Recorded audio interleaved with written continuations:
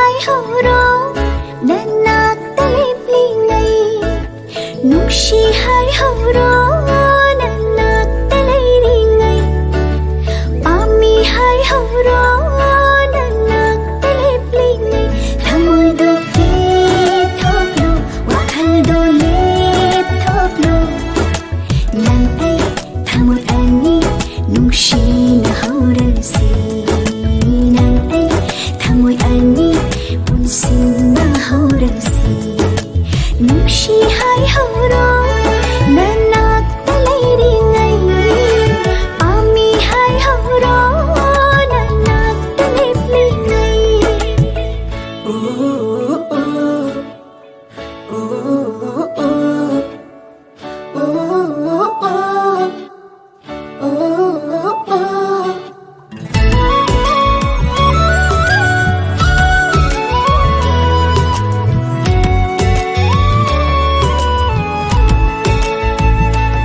Nungshibado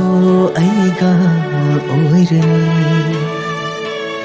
Ngai jamando aina famlani Nang aigi nungsiba labado na leire Nang aigi pantungda magata leire Nang ai thamoy ani nungshi na haurasi Nang ai thamoy ani taishin na haurasi Pamobi ng budi thadoklaro Aigi oirini da thadoklaro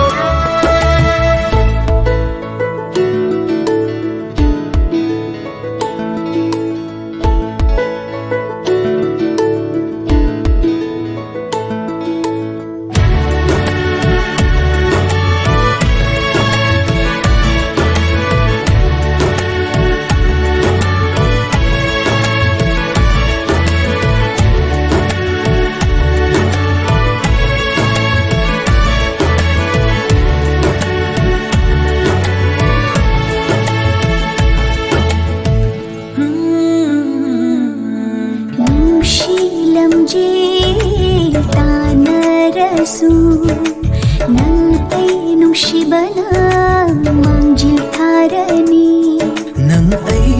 nungshi badi kalaknarani So na haura sa no taibang pansida Nang ay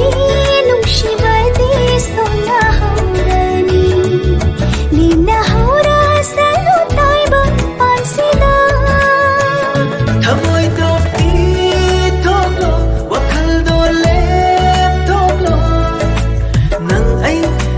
ani nungshi na haurasi Nang ay thamoy ani taishin na haurasi